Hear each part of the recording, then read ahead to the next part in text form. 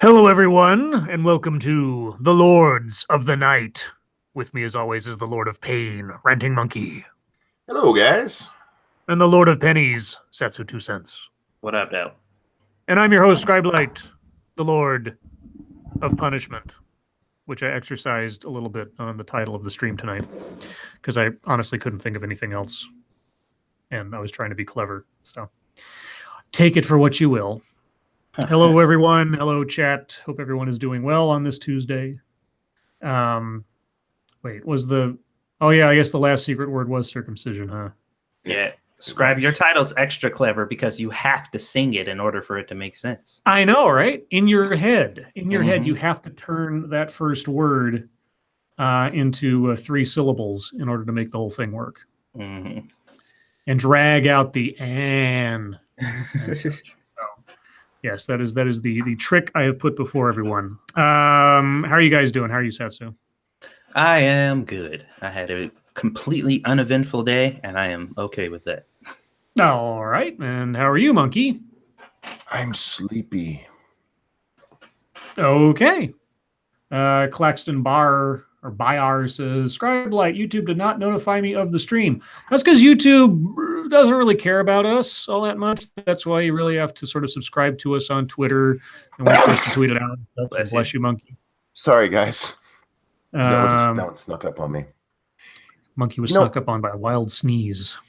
I asked YouTube on Twitter the other day why it's easier for people to follow or find out when I upload through Twitter than it is on their own platform, but they didn't answer that question either. Yeah. And I had a surprisingly productive day. I didn't imagine I would, but oh, I'm sorry. How are you, Scribe? We didn't ask you, so I'm trying to do it retroactively and make it seem like I'm not a heartless douchebag. No, I feel like I've stepped into a time machine. Well, I had a very productive day. I hadn't expected to have one, but strangely, work was very quiet today, and so I found some sort of that time in between things I had to do was rather stretched out. So as a consequence, I was able to basically script a new video completely. Came home and started working on that, and also finished the first complete draft of the Halloween fanfic for Weibo and SDA's show on next Wednesday. So yeah, and hopefully, if I am similarly industrious tomorrow and Thursday, I'll have a video out before Friday. But we'll see. But I'll talk about that at YouTube time. Anyway. Monkey Dick, Jim Jones, movies, video games. Hit that like button if you have not already, and at least 70% of you have not. Yeah, 70%, because there's 108 watching and 29 likes. So somewhere around 70% of you have just disregarded my feelings, and I am sad. And so are my YouTube algorithmics or whatever the fuck it is. Algorithmics. Algorithmics. It's like it was the side project of the Eurythmics. Monkey will get the joke, but probably nobody else will. And yeah, share our stuff, guys. Share our stuff. 29 to 43 in like a second. Holy cow! Thank you, guys. Blind Rambler says, "You have feelings? Of course, I have feelings. I can feel my toes." I feel it in my fingers. I feel it in my toes. Anyway, do we have anything else to discuss and or plug before we get onto the schnuzz? No. Nabra. You know, you should. Have I made this joke before? You should start a lingerie line called Nabra. No, I don't think you did. But Nabra. I should. And it's like one of those. It's like a bra that, for the most part, is sort of like lineless and can't be seen underneath clothing, kind of thing. So it's like almost not there. Nabra. Actually, it could. It sounds more like a rape prevention bra. It does. Yeah, it's like electrified, covered in poison spines or something. Thank you, Sora Luna. Happy super belated YouTube anniversary, Scribe. I was away when you celebrated. Hope you have 2 more great years. Well, thank you so much. I hope so too. At least 2 more. Hopefully more. We'll see. Well then, let's start off, as we do most nights, with some horrifying news. because, that's the world we live in. 6 children dead, 12 ill in virus outbreak at New Jersey facility. What a start. I know, right? 6 children have died as a result of adenovirus. That's all one word. That I wasn't saying like adenovirus. It's adenovirus. It's one word. At the Wanacue Center for Nursing and Rehabilitation in Haskell, New Jersey. Well, your name definitely belies your results. 12 additional pediatric residents at the center have been infected, according to a statement from the New Jersey Department of Health. The Wanacue facility has been, quote, instructed not to admit any new patients until the outbreak ends and they are in full compliance, unquote, according to the health department. I hear a lawsuit or 5 coming. The health department was notified of respiratory illness at the center on October 9th. The timing of the deaths is not clear. The exact ages of the children are not being released to protect patient privacy. Nicole Kurgan, whenever I hear the word Kurgan, I think of the Kurgan from like Highlander. And that's I've never seen Highlander. How often do you hear the word Kurgan? I know. Monkey, what? I've never seen Highlander. Okay, well, Tailed Feature needs to arrive and like punch you in the nose. I need like a real Highlander to like take out the offense you've just given me. Nicole Kurgan, a spokeswoman to the Department of Health, said adding that the age ranges. Wait, what? Okay, if you're going to say that, you have to quote her. You don't. The fuck? Okay, I'll read it as it's written. This is unquoted. This entire sentence is unquoted. Or not until the end. The exact ages of the children are not being released to protect patient privacy, comma, Nicole Kurgan, a spokeswoman for the Department of Health, said, with no quotations, adding that the age ranges for the deceased children was, quote, finally a quote, from a toddler through young adults, but most are under 18, unquote. The New Jersey Department of Health said it's an ongoing outbreak investigation and workers were at the facility Tuesday. A team at the facility on Sunday found minor hand washing deficiencies. Adenovirus can cause mild to severe illness. Well, thanks for that, telling us 6 children died. Though serious illness is less common. People with weakened immune systems or existing respiratory or cardiac disease are at a higher risk of developing severe illness from an adenovirus infection, according to the Centers for Disease Control and Prevention. The outbreak caused by adenovirus type 7, quote, is affecting medically fragile children with severely compromised immune systems. The strain has been particularly associated with disease in communal living arrangements and can be more severe, according to the health department statement. So that's the long and the short of the situation. Thank you, Point Curation. Here's to Lords of the Night and not to misery. Well, yes, I appreciate that. I'd like to point out something else in chat. The original Shroom's here, and he mentioned last night he was able to get a shower and they had some electricity. Yay! He says, good evening, all. My wife got her first 2-hour exposure to Ranting Monkey today. She thinks he's nuts. 2-hour exposure to Ranting Monkey sounds like there's a virus involved. It does, like a dendovirus is there. Yeah. Anyway, so, yeah, that's horrible. Small children because of somebody not washing their hands or something. I don't know. But anyway, are there any vaccines or anything for this? I'm trying to see if there's... they say wash your hands frequently and avoid touching your face. That's kind of the easiest way to prevent inadvertently transporting something from your fingers to your nose or mouth. Yeah, thanks. You're supposed to do that all the time, guys, not just if there's some virus outbreak. Yeah, and also here's a fun tip. If you're having to use a like a bathroom at your office or something, before you leave the bathroom, grab a paper towel and open up the door with the towel and not your bare hand.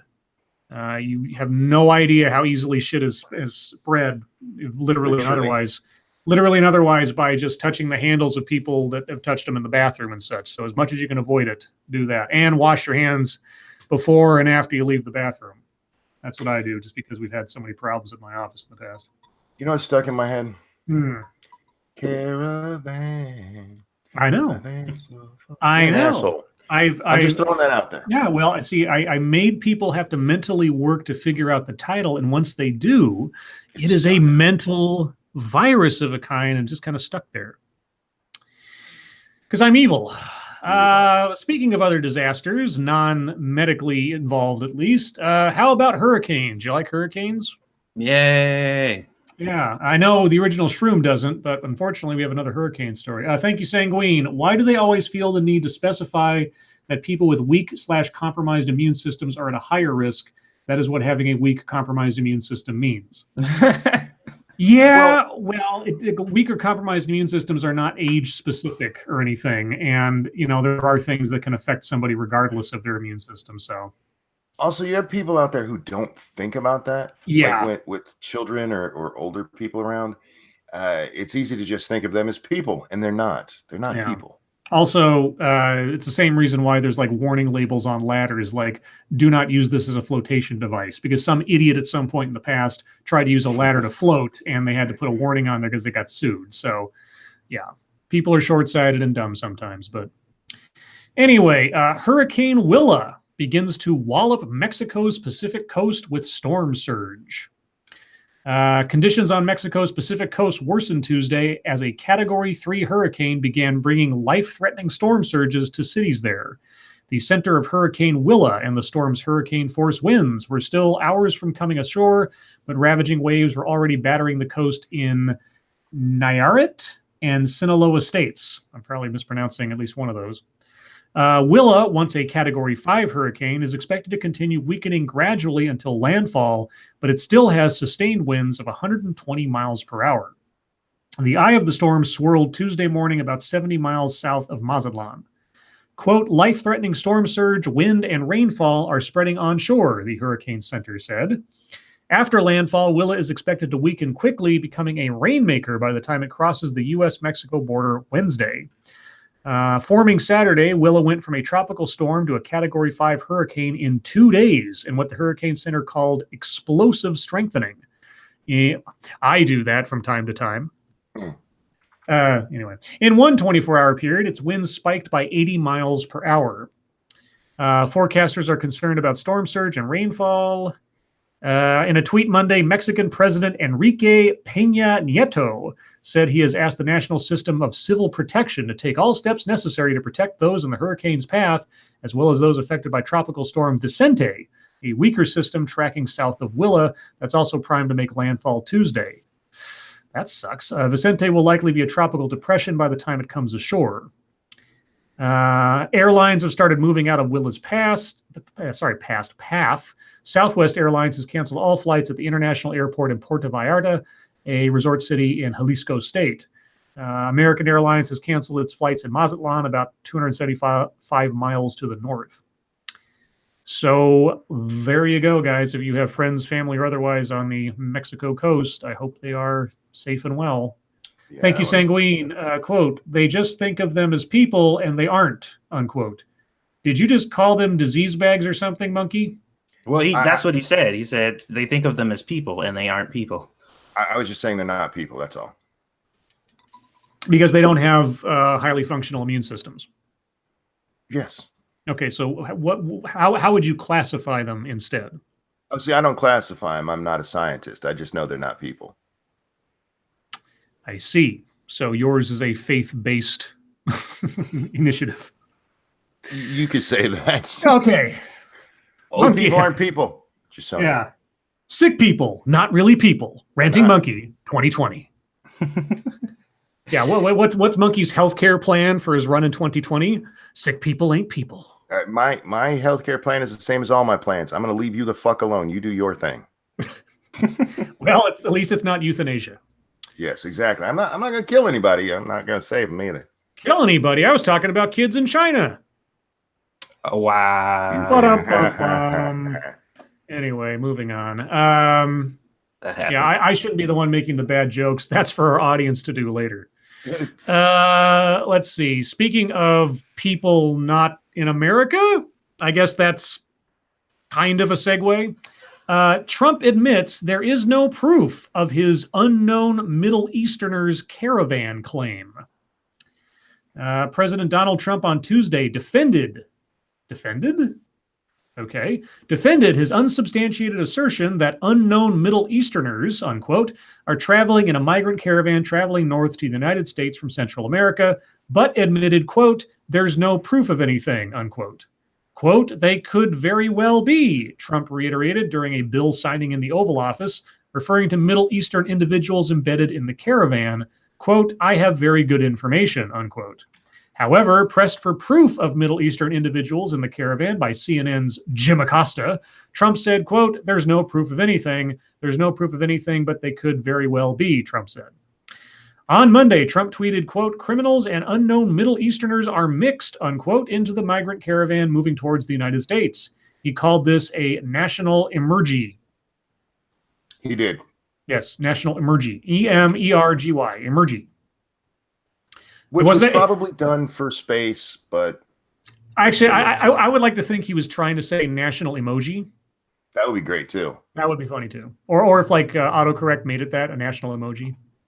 And then what would a national emoji look like, I wonder? Probably something with the American flag on it or something. But that would be nationalist. That would be nationalist, man, and I'm going to have to ask you not to do that. I know. Would it have a picture of a globe and a do not sign? Let's see. However, there have been no reports in the press or publicly from intelligence agencies to suggest there are Middle Easterners embedded in the caravan he's referring to. And you would think that's where the article would end, but no, it goes on for another page telling us that there's no proof that there's anyone from the Middle East in the caravan. So, yeah, okay. That's enough of that. Trump was talking out of his ass, and I knew that when he said it. Thank you, Gregory Hurst. Caravan just has to be 1024th Middle Eastern. Indeed. Yes, indeed. Let's see. I'm going to save that one to the end because that's a special one. Now, okay, so this is a sort of, musical tragedy situation, sort of the day the music died kind of situation. I think I've heard of this guy before, so somebody's going to have to remind me of what songs he's done or something, but rapper John James is killed when an airplane stunt for a music video goes wrong. I read that story and I don't understand why he would do that. I don't even know what it is yet because I just read the headline. John James. So I know that name from somewhere. That name I don't know, but there's so many rappers these days. It's true. Anyway, John James. Oh, this is why I don't know who he is. A Canadian rapper. I didn't know they did that in Canada, but okay. John James, a Canadian rapper, was killed during a music video shoot when a stunt atop an airplane wing went wrong. He was 34. I don't know that I need to know anything else because that description alone kind of tells me everything that went wrong. During a music video shoot in Vernon, British Columbia on Saturday, the rapper, whose full name is John James McMurray, well, I can see why he changed his name for stage purposes, was walking on the wing of a Cessna as it was in flight. Now, wing walking is not exactly a new thing. In fact, long ago, so far as she tells it, my mother was offered to have a job as a wing walker for a stunt show. I'm talking like the 50s or something. And so, people used to do that sort of as, part of a thing, but it's also exceedingly dangerous, as we see here. He walked too far out on the wing and made the small aircraft go into a downward spiral, his management team said. Quote, John held on to the wing until it was too late, and by the time he let go, he didn't have time to pull his chute. He impacted and died instantly. Yikes. The pilot was able to control the plane and land safely. No one else was injured. According to his management team, John James was an accredited professional skier, but left the snow for the music studio after multiple injuries, including a broken back and shattered heel. And so he decided to follow up all that with walking on a plane wing. Okay. I'm sorry. The plane didn't crash? The plane did not crash because his movement sent the plane into a death spiral and he let go. But he was too close to the ground at that point to open a chute effectively, but the pilot regained control. Okay, the article I read didn't get that far. It made it sound like the plane itself had crashed too. No. Apparently he just, if he'd somehow held on to where he was, he probably would have, I don't know, maybe the pilot would have been able to correct and save him, but he lost his grip. So. Well, didn't they say holding on too long was the reason he died? Because he didn't let go. He didn't have enough time to pull his chute. Yeah, he should have let go earlier so he could. Yeah. Anyway, so thankfully, no one else was hurt. But yeah, here's a tip, guys: don't do that. just Yeah. don't. Leave I it to mean, the professionals. There are professional stunt people who do this. yeah, Let them there do it. are, but they put their lives in their own hands as well. And same thing. If you're going to do skydiving, either make sure that you've done it tandem with somebody who knows what they're doing, or have enough hours in the air that you can do it, wisely. Anyway, so that happened. Or get a stunt man. Yeah, or get a stunt man. Get a green screen. You don't have to do it yourself. Right. You don't have to be Tom Cruise in every Mission Impossible movie, jumping out of a plane or falling off a cliff or something. Green screen and a big fan would give you the same effect, man. Yeah. Special effects, that's what they're there for. So my last story isn't so much a story as it is a blog by our favorite friend at CNN, Chris Cillizza. And Chris Cillizza has some poll numbers for us. Uh-oh. Now, whenever I see Chris Cillizza's released a new poll or is advertising a new poll that CNN has done, I always like to find the article he wrote the day before the 2016 election, talking about how Hillary was a shoo-in and how the numbers that they had said she was pretty much set up for a landslide and all that kind of thing. Mm-hmm. I always like to sort of compare and contrast that. But anyway, the point with Chris Cillizza. No, this new House battleground poll is not good news for Republicans. Okay. Of late, House Republicans have experienced something of an uptick in expectations as the party's base has stirred to life amid the battle over the confirmation of Supreme Court Justice Brett Kavanaugh and President Donald Trump's relentless focus on a caravan of people moving toward the nation's southern border in hopes of gaining entry. That was all one sentence. Thanks, Chris. Quote, this will be the election of the caravan, Kavanaugh, law and order, tax cuts, and common sense, Trump said on the campaign trail in recent days. There's no question that there has been some marginal narrowing of things like the generic ballot test in recent national polls, movement that suggests the most catastrophic outcome for House Republicans, seat losses upward of 40, are less likely today than, say, a month ago. In that vein, some Republicans seized on the new data of a poll of 69 battleground House districts by the Washington Post and the Schar School that shows 50% of voters backing the Democratic candidate in their district and 47% supporting the GOP candidate. That 3-point gap seems like really good news for a party that has faced, at times, double-digit deficits in the generic ballot. Right? Wrong on a couple of fronts. Now, Chris Cillizza is going to give his professional analysis of these numbers. Can't wait. Number one, this is not a generic ballot question. The generic ballot test goes like this, quote, if the election were today, would you vote for the Democratic or Republican candidate running in your district, unquote. This is not that. The Post story on the poll notes, quote, surveys identified the major party candidates by name in each district, unquote. So in each of these 69 battleground seats, the respondents were given the actual names of the two major party candidates on the ballot and asked to choose which candidate they would prefer.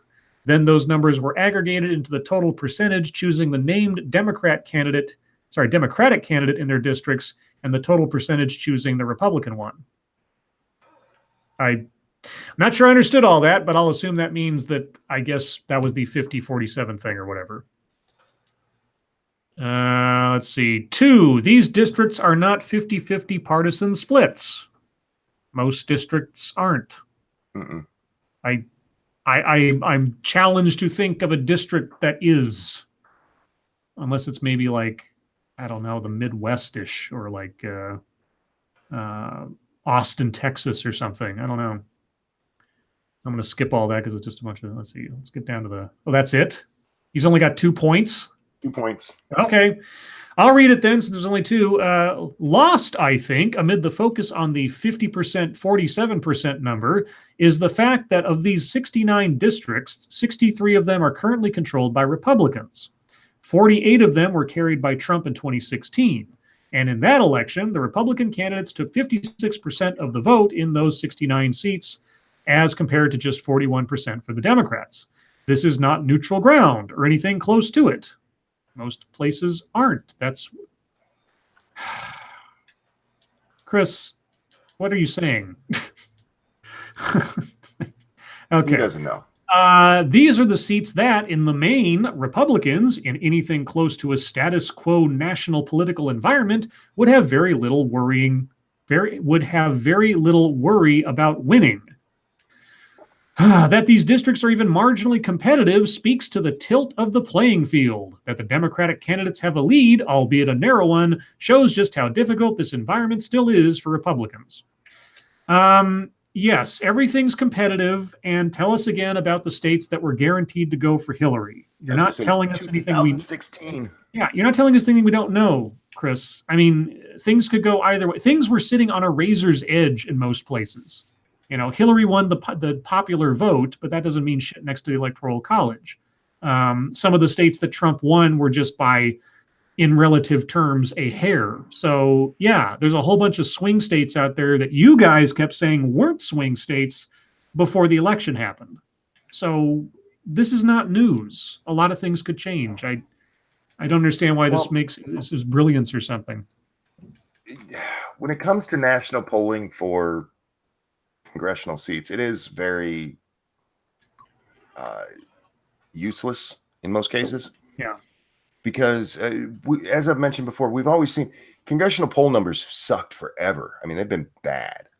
And it's brought up all the time. And it's always, oh, look, it's going to change. And it doesn't, because people just go out and they vote for whoever their fucking congressman is. Mm-hmm. However, in presidential off years like this, when the House that's controlling that, or the party's controlling the House holds the White House, they tend to lose them, blah, blah, blah. We've been over this. There's Democrats are probably going to pick up quite a few seats, maybe even enough to switch control of the House. Yeah. But the Kavanaugh thing did energize the Republican base, and right now we can't tell what's going on. Although Nate Silver, what is it, 538.com, they just came out with their thing, and right now they're giving, hang on, let me pull it up exactly.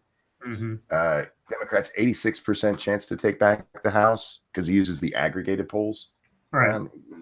We're too far out, and this is too different a time to count on any of that stuff right now. So we'll see. Yeah, and Nate Silver's track record as of 2016 was not that rosy. I don't particularly care if the Democrats get the House back, because I never really care about the politics of who's going to control the House or the Senate or anything else. So, whatever. You know what? Typically, I would be in favor of them winning the House. I am very much for an adversarial government. Yes. But that's true. The Republicans aren't getting anything done anyway, so it doesn't much matter. Well, yeah, and that was the thing. I mean, when Obama came into office, he had the full sweep, and they couldn't get shit done either. And people think that, all the Republicans are in lockstep. So if the Republicans control all three, both houses and the presidency, then Armageddon's coming. No, because the Republicans can't agree with the Republicans on a lot of things. And they all come from different parts of the country with different agendas and different priorities, and they all want to get ahead of the other guy.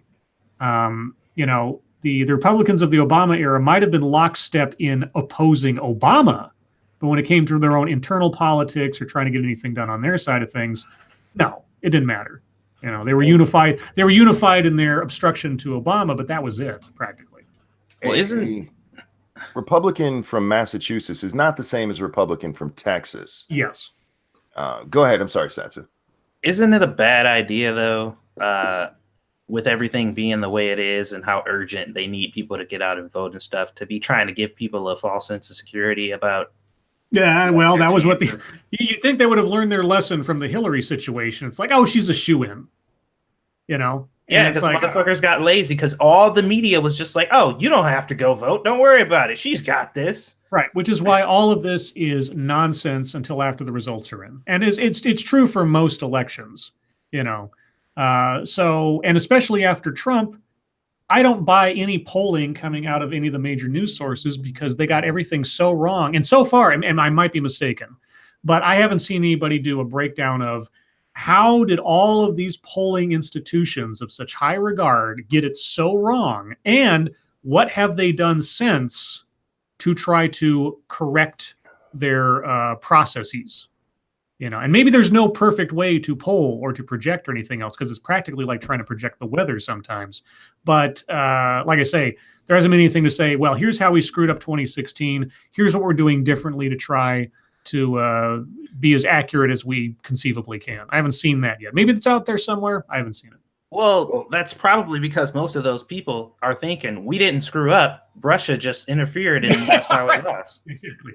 One of the biggest things they did, and they've done this so many times, is they oversampled Democrats, and they know that. And if they're doing it again, then everything is up in the air. We'll see. I can't wait to see what happens. Yeah, it's going to be entertaining either way it goes, you know. And like I'd be fine with the Democrats taking the House. There should be some adversarial process in there. It'll just gum up the works even more than it is now. But hey, that's just the norm for us lately. So, you guys have any other stories, or shall we move on to the MSS Schnuzz?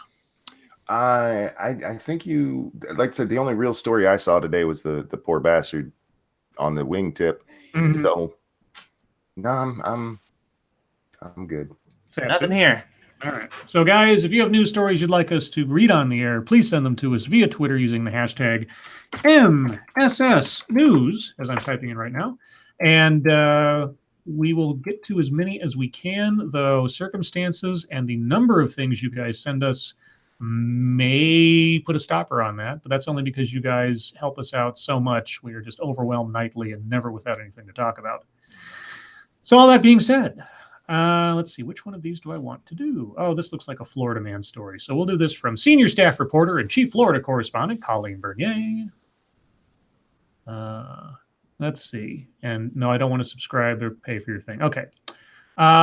Pleasuring session outside local lending institution. Bank on it. And now it's trying to get me to pay for something again. Okay. tcpalm.com. Once I've said no, I mean no. Just so you know. Fort Pierce, on the bench in front of a Bank of America, there apparently was more going on than checkbook balancing. Fort Pierce police around 2 p.m. on October 7th went to an address in the 2400 block of South US 1. There was a report of a man sitting on a bench in front of the Bank of America with his pants down, pleasuring himself. Okay. Police spoke to at least 3 people who were witnesses. All said they'd seen a man identified as Brandon Cavallaro, 28, seated with his pants and undies at his ankles. They said, quote, he was masturbating in front of everyone. One witness took video. Quote, I watched the video and saw that Brandon was indeed masturbating while sitting on the bench, the affidavit states. Cavallaro, of the 2000 block of 13th Avenue in Vero Beach, was arrested on an indecent exposure in public charge. You can bank on the fact that Cavallaro was taken to jail. Har. Thank you, Gregory Hurst. There's a rapper on Wing of the Plane. Never mind. That's what you did there. That's not nice. That's mean, Gregory. That's too soon. Too soon. Well, in fairness, he wasn't on the wing at the end. In fairness, it's a Canadian rapper. Yeah. He apparently wasn't that good at wrapping his hands around the wing the whole time. Actually, he was too good at it. He was too good at it. That's right. He was too good. Oh, too soon. Too soon. Too soon. Let's see. How about this one from Jordan250, our resident meme artist? Jury awards $3. That's right, $3 to Pennsylvania man who sued for violation of his civil rights during an arrest. A federal jury ruled several state troopers violated the rights of a man arrested for driving too slowly on Interstate 84, but awarded him just $3 because it found their conduct did not harm him. Okay, a federal jury ruled several states. Joseph Watley of Thomaston, Connecticut, filed suit in 2016, alleging he suffered emotional distress and other damages after he was jailed in connection with a May 11th traffic stop on the interstate in Pike County. According to court records, Corporal Michael Felsman pulled Watley over near the Blooming Grove exit after he clocked him driving 48 in a 65. Okay. Corporal Daniel Nillen and Trooper James Sons assisted at the scene and searched Watley's vehicle, which was towed. The normally routine encounter took an unusual turn when Watley refused to roll down his window or respond to any questions. Instead, he held up a sign that read, quote, "I remain silent. No searches. I want my lawyer. Place ticket under wiper blade," unquote. Watley was charged with 3 traffic citations and taken into custody. He was lodged in Pike County Correctional Facility and released the next day. The lawsuit, filed by Pitson attorney Cynthia Pollock, alleged Felsman was angry Watley refused to speak and retaliated against him by taking him to jail, as opposed to issuing a written citation and allowing him to go on his way. Watley was found not guilty of the citations. Watley also alleged Nyland and Zons illegally searched his vehicle during the initial traffic stop, and that Felsman used excessive force and violated his right to be free from illegal search and seizure when he transported a handcuffed Watley to his car after he was released from jail. Okay. So, let's see. The panel found Felsman did unlawfully seize Watley relating to the May 12, 2016 ride to his car, and that he used excessive force. They awarded Watley nominal damages of $1 for each count because they found the conduct did not cause him actual harm or injury. Jurors rejected Watley's claim that the excessive force amounted to assault and battery. Well, it absolutely is assault by the definition, but yeah, $3 for a violation. So they found that his civil rights were violated, but not to the point where he should be compensated anything. I never understood the concept behind police officers who are supposed to protect and defend, your rights and all that shit. They get upset when you do it. Like, it pisses them off and they get angry. It's just like, it is my right to not be illegally searched. And they're just like, oh, really? You're going to disrespect me? It's like, no, I'm exercising my rights, you fucking idiot. Like, I don't. That's a pretty detailed sign. Does he just drive around with that in his car? It sounds like one of those sovereign citizen situations where somebody sort of like has a notion that a piece of paper and some magic words will necessarily prevent them from, a lawful stop from police or something. I mean, yeah. I wasn't there. I don't know the circumstances. Police officers have a lot of leeway when it comes to, a probable cause with traffic stops and things. If they can articulate anything that would constitute officer safety or any suspicion that somebody might be under the influence or not willing to identify themselves, etc., a lot of doors open that otherwise wouldn't be there if you just cooperate in the simplest way. Raz Dazzler said held up a sign for a speeding ticket. Wasn't he going too slow? What was the? He was going too slow. He was going too slow. 48 and a 65. Yeah. It wasn't even a speeding ticket. No. And they took him to jail for that. Yeah. Well, it's something they sent him for jail for resisting the search or like being obstructing justice. They took him to jail because he didn't allow them to violate his rights. It's basically what happened. And he got $3 for it. Yeah, that is so crazy, man. That's the part that bothers me. If you do find that his rights were violated, $3 is an insult. Well, yeah, it's not necessarily compensating the victim, but so much as trying to punish those that did it. I mean, there's supposed to be sort of a disincentive for that kind of thing to happen again. If you're only going to say, well, yeah, you did wrong, but we're only going to fine you $3. It's like, thank you, Sanguine. But Scribe, maritime law. Oh, God. Yeah. I love those videos of guys standing in courts talking about how they're under maritime law, and if the judge leaves the bench, they've abandoned ship, and therefore all charges are automatically dismissed because the judge was not sitting in their chair when. Oh, my God. If you guys ever want some really weird entertainment, look up Sovereign Citizens Owned or something, and you'll have hours and hours of just bizarre entertainment. 2 things from chat. Faithless says, I want my $2. I love you for that reference. And the original Shroom says that jury was screwed up. They are. Either find that he wasn't violated or compensate properly, because no matter what you think about this stop, guys, if his rights were violated, that doesn't teach the cops anybody involved anything. Yeah. Do it again. It's only going to cost you $3.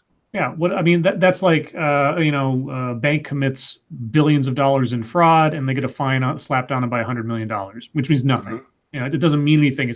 It's practically a moral hazard. Wherein Like you bail somebody out for having done bad things. There's no incentive for them to not do those bad things again. And this is silly.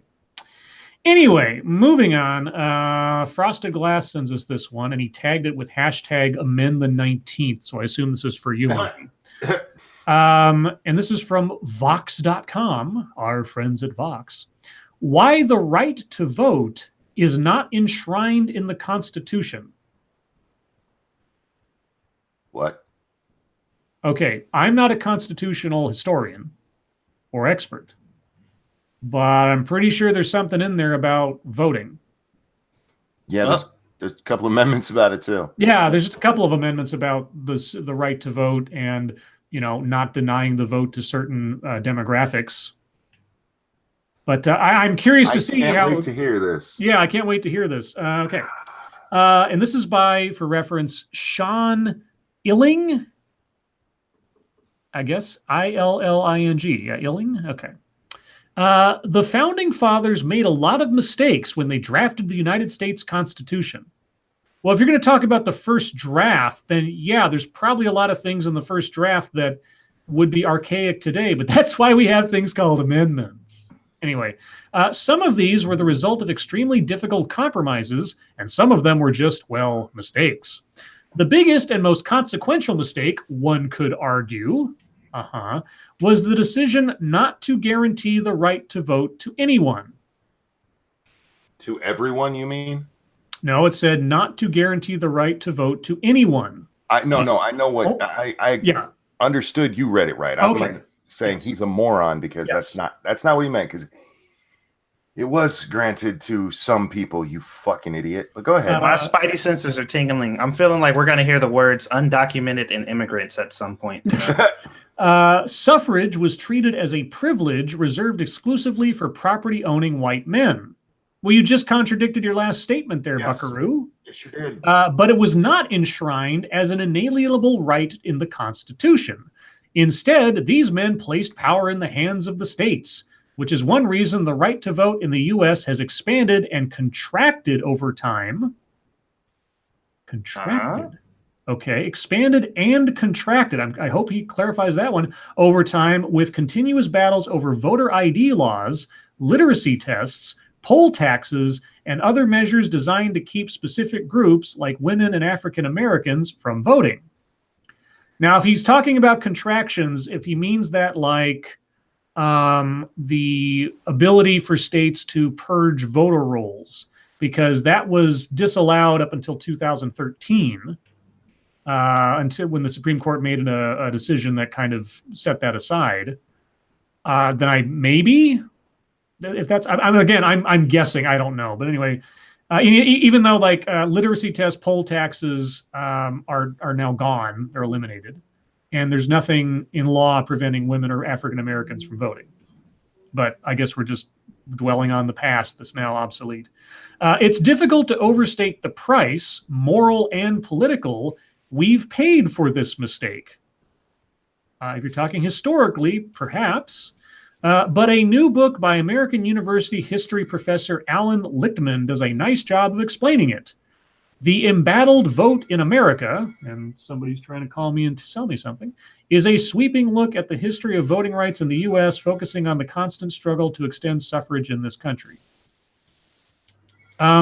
So the entire premise of your article is just basically bullshit, and this is an ad for some guy's book. Sounds like. Okay. What the hell? Okay. Sorry, I'm hearing the message or whatever in the background, and it's. I always think it's like, is that the doctor calling or something? Somebody actually needs to talk to me that I should talk to, but no, it's just a recording. Anyway, thank you, Sanguine. Wait, do they think the only comment on voting was blacks are 3/5 real people? Because that is the most absurdly comical racist version of the founders. I don't know. I'm not going to read anymore because it goes into an interview the guy did with the author of this book that he's plugging. So he's talking nonsense from the beginning, contradicts himself in the first paragraph, and is citing things that are, for the most part, defunct as far as like barriers for voting. So anyway, moving on. This one comes from Froggy. Read it. Froggy. Iowa man, and I don't want to buy your fucking magazine. Stop it. Iowa man burns children's books from pub. Okay. Des Moines Register.com. You use the exact same software set as that other newspaper because I told you once I don't want to subscribe or pay for your newsletter, and you asked me again. They can't hear you, Scribe. No means no, guys. Have you not heard this phrase? Anyway, let me start over, unless it happens again. Iowa man burns children's books from public library to protest Orange City Pride. Okay. What? The Orange City Public Library said it's exploring legal options after a Northwest Iowa man rented and then publicly burned several children's books on Friday. The second annual OC Pride kicked off Friday with a story time for kids, a schedule shows. About an hour before the event, Paul Dorr started a live Facebook video in which he stood near the Prairie Winds Event Center. The 27-minute video ends with Dorr throwing at least 4 books with LGBTQ themes that he claimed he rented from the public library into a burning trash can. Dorr is the director of Rescue the Perishing, a religious group and website he calls a, quote, crisis center and pro-life, pro-family movement, unquote. The majority of the live video shows Dorr reading a blog post from the site titled, quote, may God and the homosexuals of OC Pride please forgive us, unquote. This guy is a nutball. You're burning books, you're a douchebag. Fuck off. Yeah, burning books as a statement of intolerance. Yeah, I seem to remember a certain faction of people back in the 1930s doing that. Anyway, moving on. People are retarded, and he gonna have to pay for them books. Let's see what else we got. Okay, this one, another Vox.com story. This one comes from James Hogue. Hogue. In leaked audio, Brian Kemp expresses, quote, concern, unquote, over Georgians exercising their voting rights. Okay, well, since you only quoted the word concern, I'm curious to know what the full context is. We ain't gonna get it here. Facing allegations of voter suppression, scrutiny from voting rights groups, and calls to resign from his opponent.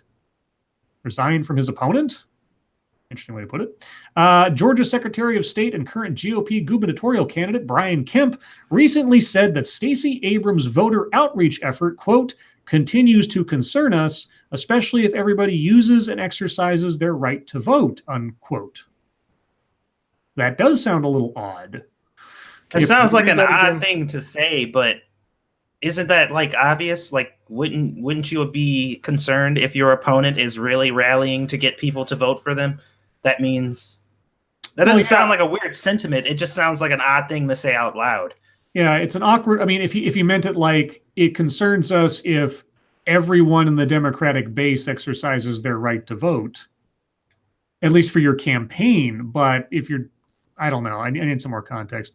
Rolling Stone's Jamil Smith reports that Kemp made the remarks during a ticketed October 19th, quote, Georgia Professionals for Kemp, unquote, event held at Atlanta's Blind Pig Parlor Bar, which was closed to the press. Someone who attended the event provided roughly 20 minutes of audio from Kemp's speech to Rolling Stone. Early in Kemp's remarks, Smith reports, the gubernatorial candidate expressed concern about early voting in Georgia, particularly, quote, the literally tens of millions of dollars that they, the Abrams campaign, are putting behind the Get Out the Vote effort to their base. Okay, that's nothing creepy about that. I'm not being sarcastic. It's like, okay, they're concerned about the money they're spending. All right. Kemp also said that Abrams' campaign had focused heavily on absentee ballots. Quote, they have just an unprecedented number of that, which is something that continues to concern us, he said, especially if everybody uses and exercises their right to vote when they absolutely can and mail those ballots in. We got to have heavy turnout to offset that. Okay, well, that's... I'm confused. Where's the problem? Well, with the entire quote there, I don't see the problem. He's just saying we need to get out the vote as much and more than they are when they're using what the fuck is wrong with journalism? This is why I don't. I mean, well, we should all take a moment, and when we see something that seems to say one thing, actually read the article. I'm as much guilty as a lot of people of just taking the headline as it is and just sort of commenting on it, especially when it comes to Twitter and the ability to read a Washington Post story or something. But in this case, it's like, yeah, somebody's saying something that you're being framed as so completely undemocratic that I have a hard time believing that's the case. Well, just as a thought experience, when you read the headline, where did your guys' mind go? Well, my mind went to the fact that the only word quoted in the headline was the word concern, and that without any context, that is so ambiguous as to what he meant by using that word that I need to read the entire quote. And of course, once I did, it doesn't mean anything. Well, my mind with that headline was he doesn't think some people should be allowed to vote. Exactly. Okay. That's the first place my mind. No, yeah, my mind went to the mystery of context, not to the mystery of trying to decipher what he might have been talking about. So, well, the reason that I brought that point up is because most of the people who are just going to be reading that headline based on the conversations that are happening right now probably went there too and was like, "Oh, he's a piece of shit," end of story, and just moved on. Especially, they've been paying attention to all of the news around the voter suppression in Georgia lately. Yeah, that's fishy. I don't like that. Let's see. MCRN Doniger says Scribe ABC News played that clip. He did say that, but there was no context to it before and after. Yeah. Yeah. Later in the article, it actually says Kemp's remarks comes as talks of voter suppression take center stage in Georgia's governor race. Right. In big bold headlines. Yeah. So yeah, even if they just skim the article itself, they're going to get the same fucking anyway. Right. God damn it. God damn you. How about a happy-ish story? At least I'm assuming it is. This comes from New Fate 26. Suns, as in the basketball team, the Suns, come to young boy's rescue after birthday party goes wrong. A 6-year-old Arizona boy was attempting to throw a pizza party for his birthday at a local restaurant this past weekend when something went horribly awry. Teddy's parents, I assume that's the kid, had invited 32 of his kindergarten classmates and their parents to celebrate his birthday Sunday afternoon at Peter Piper Pizza. Sadly, no one showed up. Not a single person. Oh. Quote, "I'm done with parties for a while," Teddy's mother, Syl Mazzini, told ABC in Arizona. While she may have been joking, it certainly had to be a hard day for the young man. We're also prepared to shame the parents of the 32 children who did not show up. That's just sort of mean. The good news here is that the Phoenix Suns reached out to Teddy and invited him to celebrate his birthday at Talking Stick Resort Arena when they host LeBron James and the Los Angeles Lakers on Wednesday. This is what you would call putting the C in community. I don't get it. I don't know. No one Teddy's age should feel alone on his birthday, and while it might not make up for Sunday's mishap, he'll now get to celebrate in fashion with thousands of fans. Yeah, that's 32 people and nobody showed. Did you RSVP? Did you have that by any chance? I don't know. Anyway. What was the story we were talking about in Georgia? Because SDA says she knows about it. It was on MSS News. Congressman who Vox.com, Brian Kemp. I'll put the link in the chat for SDA's reference. Now here's my question: Did she give the invites to the kindergarten classmates or to their parents? Yeah, I don't know. And did she? Like I said, did they all RSVP and no one showed? Because that would be fucked up. But it doesn't say. It doesn't tell us that. Just that Teddy's parents had invited 32 of his kindergarten classmates and their parents to celebrate, but no one showed. By the way, Peter Piper Pizza, pretty good stuff. They used to have them in Virginia. Never had it. That poor kid looks so sad in that picture, though. I know. Let's see. Wait, I'm okay. I have to stop. These pizzas are half eaten. Who half ate the pizzas if nobody came? How big is mom? That's a good question. Okay. Okay, and I'm going to end on this because we've actually mentioned this person's name a couple of times. in relation to certain YouTube personalities. And what the hell? This comes from senior staff reporter Jack the motherfucking Cockring. This is true. This is true. I cannot wait for this to be a thing. Judge Jerry Springer daytime courtroom show in the works at NBC Universal. Sweet. Jerry Springer already has his next gig lined up following the June announcement that NBC Universal is no longer making new episodes of his long-running talk show. A syndicated daytime courtroom show from the studio that brought you the Jerry Springer Show, aptly titled Judge Jerry. An individual with knowledge of the project, are you CNN right now? The Wrap? An individual with knowledge of the project tells The Wrap the series is still in development, though NBC Universal is eyeing a fall 2019 premiere, which would line up with the airing of the final season of Springer's daytime program. Because the program is still in the works, there is no final word on where the syndication rights for the series will land. The series would feature former attorney Springer wearing a judge's robe and seated behind a desk. So, you know, like every other courtroom show out there, but with the man who has run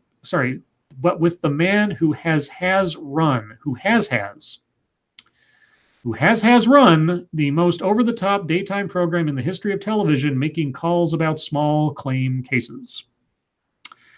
That's fine by me. I mean, if he wants to be the next Judge Wapner, everybody else has tried. Is the People's Court still a show that's on the air?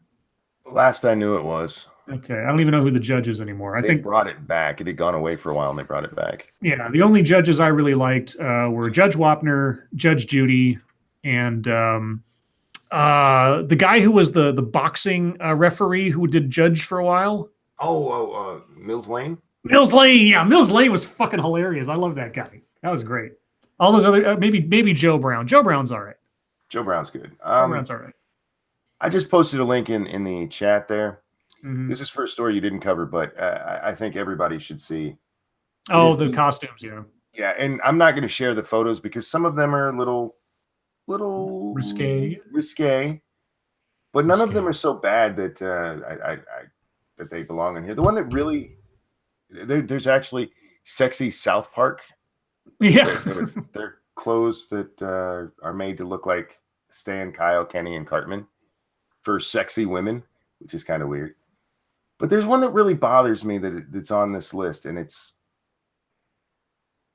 basically Wonder Woman. I don't understand why it's on here because it's a basic Wonder Woman outfit. Well, you know, they do realize that her outfit has always been kind of skimpy, right? Unless it was the ABC pilot for the show that they never made. That was like produced by the guy who did like Picket Fences or whatever, where they gave her like blue leather pants that covered up everything. Oh, and then there's a sexy Venom. Yeah, sexy Venom. If you want to look up Lady Venom cosplay, you'll see much better costumes of Venom, and they're much more intricate and sexier. But check those out, guys, if you want a good laugh, because the Cartman one is funny. I like it. Anyhow. Okay, well, thank you guys so much for all the stories. I know we didn't get to everything, but we rarely ever do because you guys send us so many and appreciate it. We're going to move on to YouTube time. Satsu, what have you been up to today? I haven't done anything really. Getting ready for my Twitch stream tonight because I'm going to be playing. I'm doing the first of my Halloween special. We're going to be playing Dead Space, and I am a total fucking coward, and horror games scare the shit out of me, even though I love them so much. So if you guys want to see me get terrified and play that, I've just been setting up and making sure that everything is going to be good for that. So come and watch me play Dead Space after Lords of the Night. It'll probably be like 20 minutes after or whatever. Other than that, I've just kind of been chilling out. Okay. Monkey, what have you been up to? Let's see. I did my show this morning, and that was a fun one. We got on food again. Anytime we get onto food topics, I tend to have a lot of fun just because especially with somebody from overseas, because Bear was there. It just gets fun with what the conversation turns into as we argue back and forth about what's good food.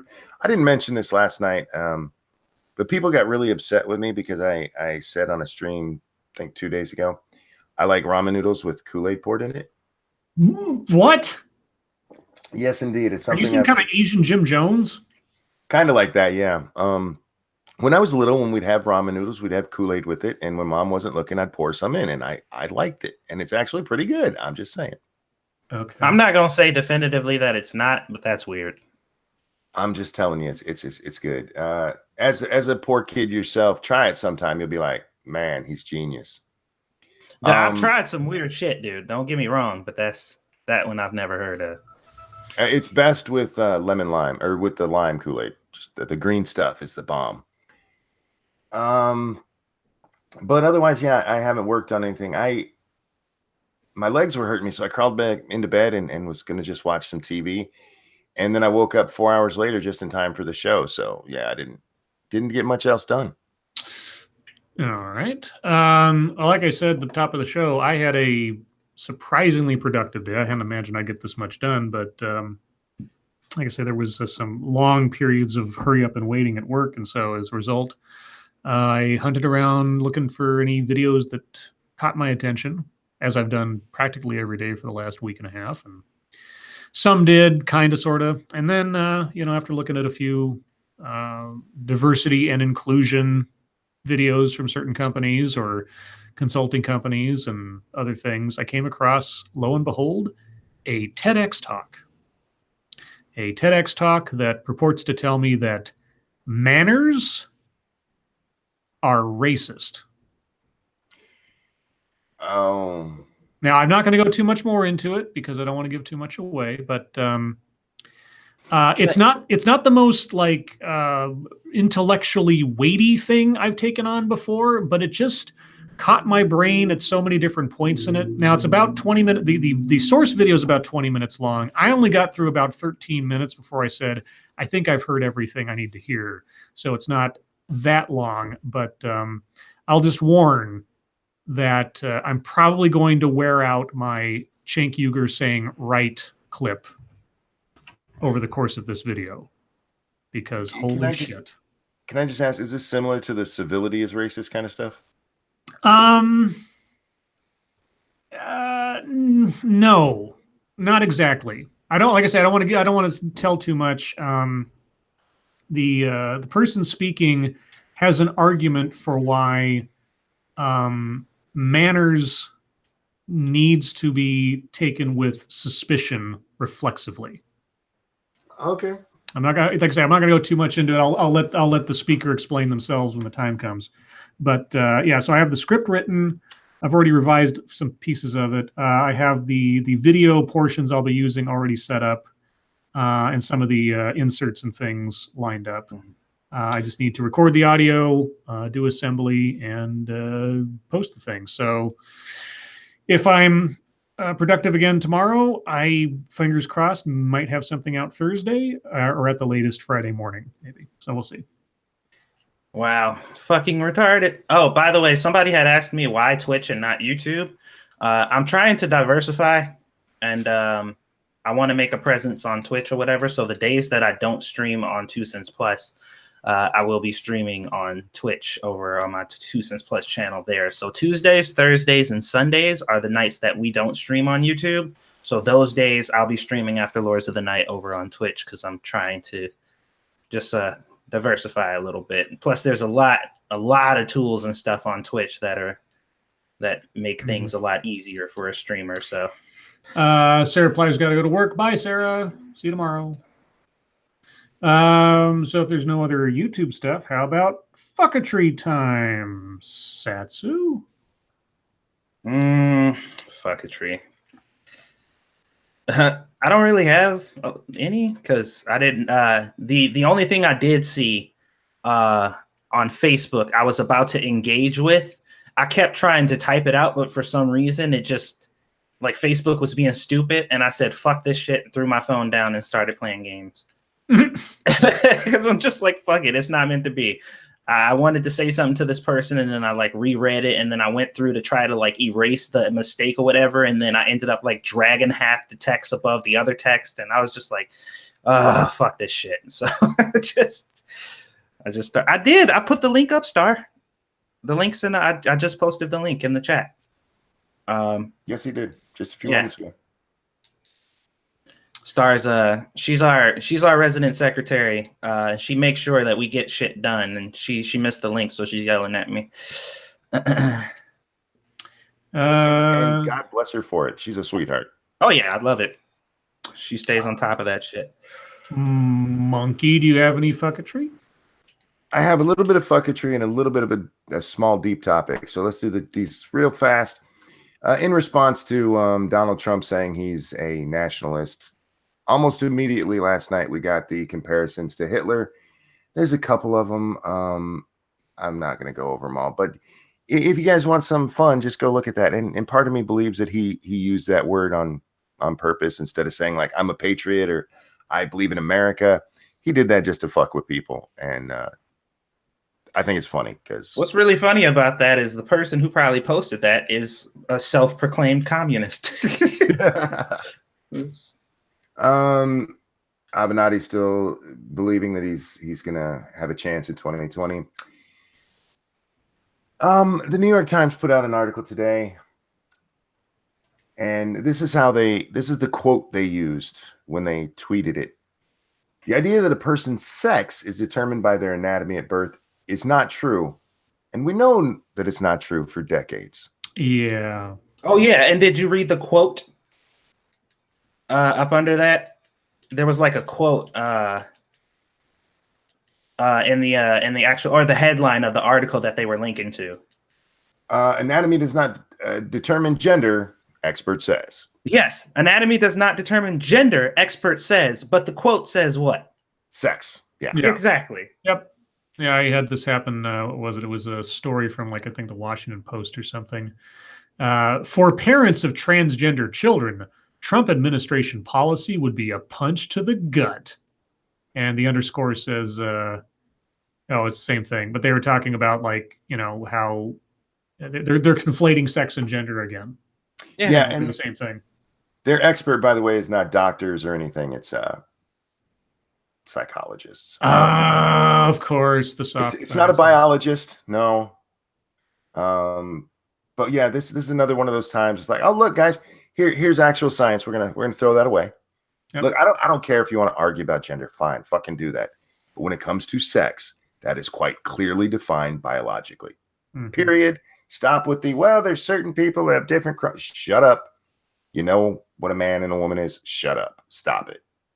And to throw that out because of your feelings is fucking moronic.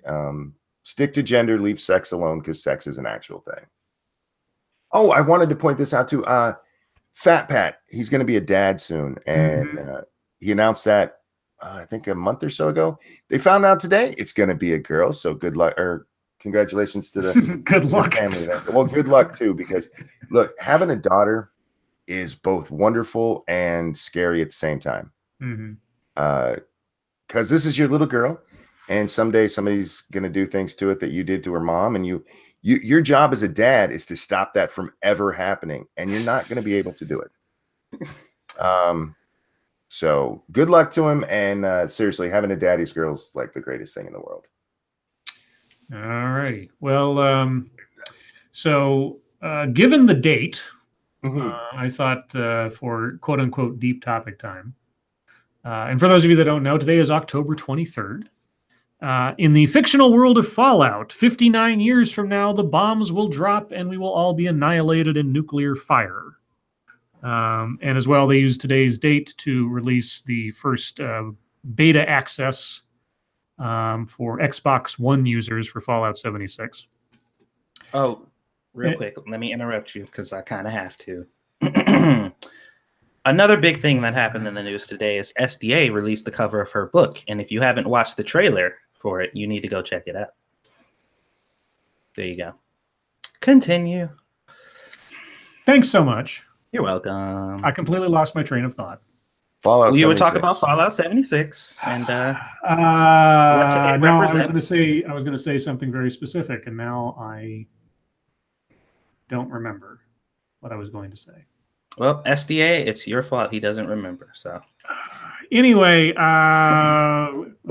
I'll come up with something. How about why do we like post-apocalyptic fiction? There's a deep topic, I guess, and not what I was going to talk about, but there you go. I really don't. I do. Why do you think people do them? Because it gives them a real struggle. There's something very we are in a very safe time. So this gives them reading something about how the whole world has gone to shit or something gives them an actual frightening thought that all of this that we built could go to hell, and one day they might have to be eating other people to survive. I think it plays on our survival instincts, and it's something we haven't really had to worry about for a long time. Just my thought. Satsu. Well, personally, for me, just because like I'm not a fan of all the shit that we have to deal with living in the modern world. So I'm one of those people that secretly is waiting for the zombie apocalypse to happen. Mm-hmm. So just worrying about yourself and surviving would be the only thing that matters. That's something that really appeals to me. And I don't know, like living in that state where like the government and everything else is torn down and everybody is just focused on survival is interesting to me. So I get drawn into that shit quite a bit. So I think that's my reason. I think there's a fetishization to a certain extent of the sort of cleansing of the world and the problems, and sort of a reset button, and everyone having to get back to basics kind of thing, and simplifying things down to their baser instincts. That's kind of an appealing notion. I'm not necessarily saying that people want there to be an apocalypse, but just sort of the fantasy realm of sort of a adventure Mad Max kind of situation, kind of deal, is appealing. I just found out about this a couple of weeks ago. There's a yearly event that started like in 2010 in the Mojave Desert once a year. It's called Wasteland Weekend. And all these guys go out there to basically LARP Mad Max or Fallout out in the desert by building like this little post-apocalyptic town, and everybody dresses up in, distressed clothes and looking like they came out of a Mad Max movie, and driving these souped up cars with like skulls and grids on them and everything. And it's crazy looking. At this big concert, this huge like weekend party. And I guess it started out with like, a few 20 people or something. Now like a couple thousand people show up there every year. Thank you, Three-Sided Coin. It plays on our fears. For instance, zombie genre plays on our fears of the mob and losing ourselves. Alien genre is existentialism and the fear of the other. Yeah, and I kind of like the romantic adventure aspect of most of that kind of fiction. Until you watch something like Threads. I talked about this the other night. It's a movie that was produced in Britain back in the 80s as sort of this is what would really happen if there was a nuclear war kind of thing. Unlike the American movie The Day After, the British one does not pull any punches. It is bleak and desperate and dire. And so it kind of undercuts some of the romanticism that some people put out there with some of their post-apocalyptic stuff. Yeah, with 76 coming out and sort of my Fallout, sort of the rebirth of my interest in Fallout, I've kind of had some notions about the whole post-apocalyptic thing. Yeah. If I may, because you asked, what do people like about this in fiction? And I don't like stories about it for the most part, like movies and stuff about it. Zombie movies, that kind of stuff, don't really do it for me. But like when we're playing a game or something like that, part of what I like is the Old West feel of them, because it is, and the early Walking Dead had this too. The first season, at least. I mean, it's an Old West town basically, and I can kill somebody and get away with it. Yeah, sort of a frontier thing, kind of where the law does not sort of a Tombstone kind of situation after a fashion. Yeah, there is something sort of like neo frontier about the whole thing. So in that same vein, as I've been prodding for a while now. We're about a week out from getting access to this thing, conceivably. Let's talk about our characters. Based on what we've seen so far in the game. Yeah. So I haven't watched any of the new stuff. Well, there's nothing really new to see that you haven't already. If you've already watched some of the press release stuff of the 3 hours people got to play the game, you've kind of seen Didn't all see the any stuff of so that. far. You haven't seen any of it. Nope. Okay. The Well, last thing I saw was when was the last major release that I forget where they were talking, but the guys from Bethesda were talking about it somewhere. That is the last time I saw it. Well, think of Fallout 4, and that's basically it, except that the crafting system's changed quite a bit. You can actually craft items at the bench. You don't have to just modify items you find.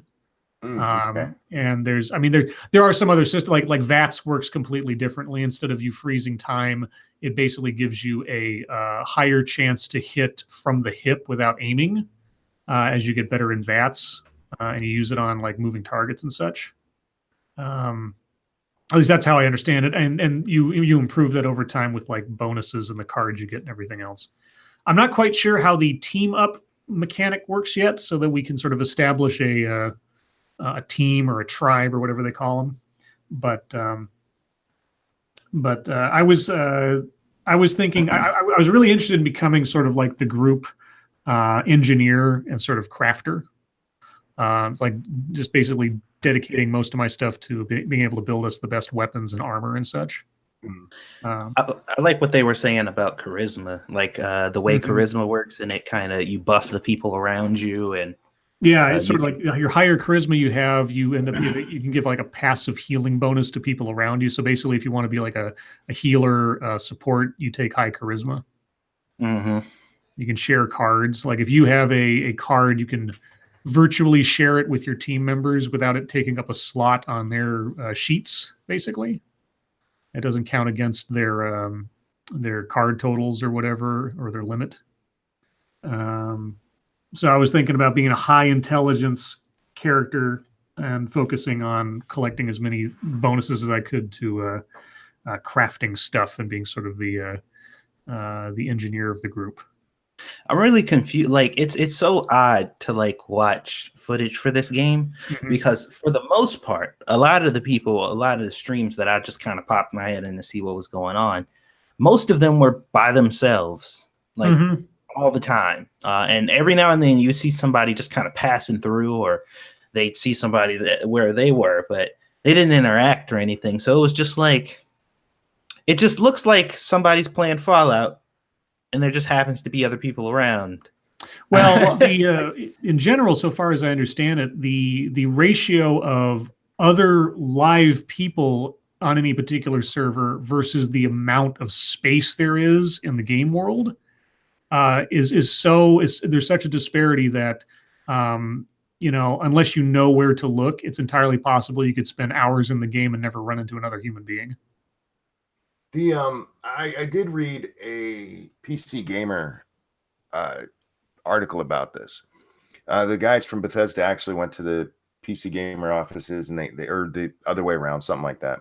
And they actually had a big LAN game where everybody in the office was playing. And the one guy, that's what he said. He says, even with everybody in there, for the most part, while I was playing, I forgot I was playing a multiplayer game, which is fine for me with a Fallout game. Yeah. Especially if the whole idea is that you're sort of in a desolate wasteland. Yeah. Now, there's been some concern that the lack of NPCs and the lack of sort of direct interaction for the sake of role play or being able to relay storylines and things is a detriment. Apparently, most of these storylines or the plots of what's going on in the world are relayed through either robots or terminals or audio logs and things like that. So you kind of have to just like discover like you show up and things have happened before you showed up, and you have to sort of figure out what happened. Yeah, it's not just fed to you like the stories are. That same article, they talked about how they got quests, and they were getting quests from like pieces of paper they found. Yeah. Which I have no problem with. That makes sense in a post-apocalyptic world where it's not repopulated yet. So I want to. Oh, sorry. Go ahead. I was about to say, since we literally just hit our stride in this meme of calling people NPCs, and considering that the only real NPCs you're going to run into are technically other players, you think that might become an issue? No, they're not. The only non-player characters you'll find in the game are audio logs and terminals that are preset to tell you what they're going to tell you, which they're still NPCs. He was making a joke about the NPC thing. I know. Yeah.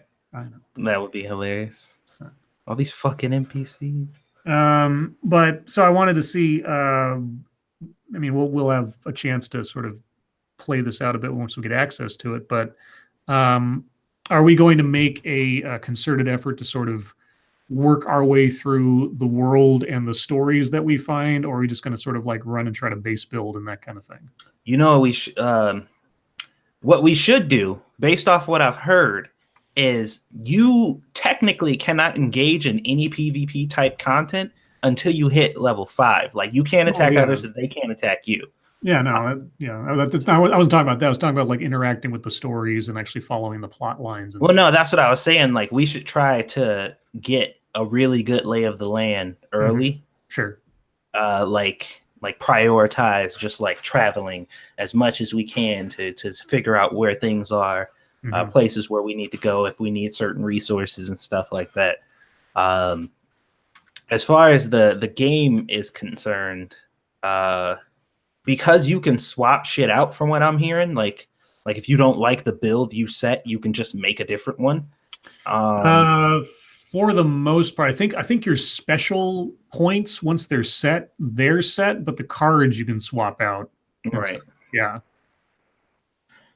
We'll have to As see to what kind of character we're gonna play. If you've ever watched me and Satsu play, I'm the guy that goes in first. Mm-hmm. It's just what I do because I'm not smart enough not to.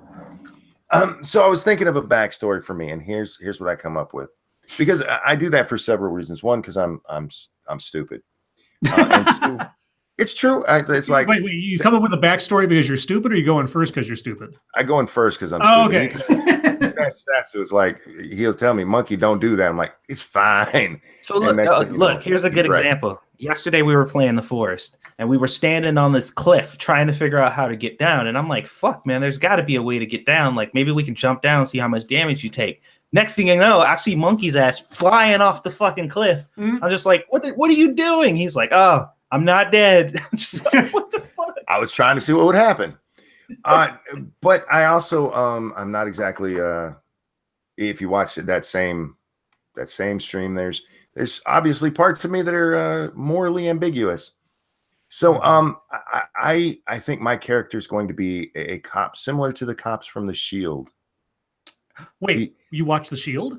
I know, but I do know very much about like some of the characters in there. All right. I was a former police officer who occasionally may have crossed the line. Without regret. So you're gonna have to make your character look a little old because the vault opens up 25 years after the bombs drop.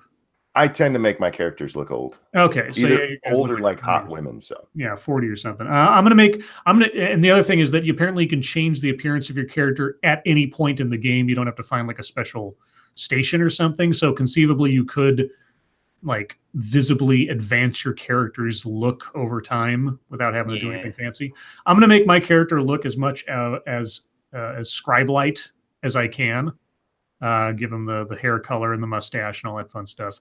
I was thinking that he's a youngish guy, like early 20s, late 20s or something, and he tested on the goat, the goat test that you get in Fallout 3.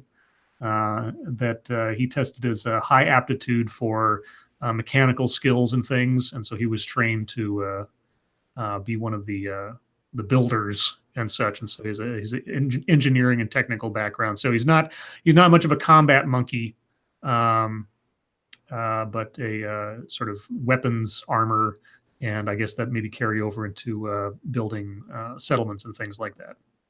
So like I make the weapons, monkey shoots them kind of stuff. Gotcha. That'll be interesting. I don't know. Satsu exists to tell me not to do stupid shit. I do a lot, but Satsu's the worrywart. That's why he's like the medical student or whatever. He's like, don't injure yourself. And I'm also relieved though when Monkey does, like, because like whenever there's a room full of enemies and I'm like, shit, should I go in first or whatever? And Monkey's like, YOLO. I'm like, whew, that was close. Don't worry, Monkey, I got your back. I'll fucking patch you back up when Yeah. So let's see. So Monkey will be more like the strength endurance guy. I'll be the intelligence, probably agility guy, and then Satsu will be healer and support most likely. Yeah, the charisma and maybe luck guy or something. I don't know. Actually, I think maybe Monkey should do some luck stuff because that increases your critical chance on a lot of shots and things if you do VATS. It is amazing how lucky I get with the way I play. That is true. That is true. But my luck is named Satsu. Oh, indeed. No, that's just true. Watch the videos. Yeah, dude. Like if you haven't watched any of our streams, you should absolutely watch the last session of the forest we played. And you can skip to the part to where we got to like the end game portion, because that's when things got really interesting. And we were, oh my god, I don't think we've ever been that into a game before.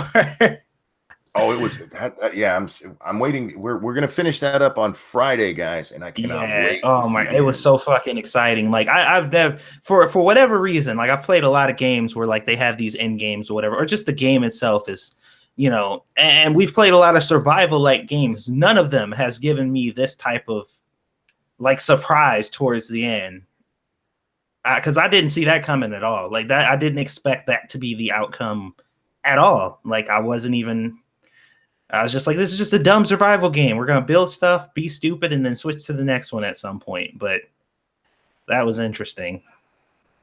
We had a good time. Cool.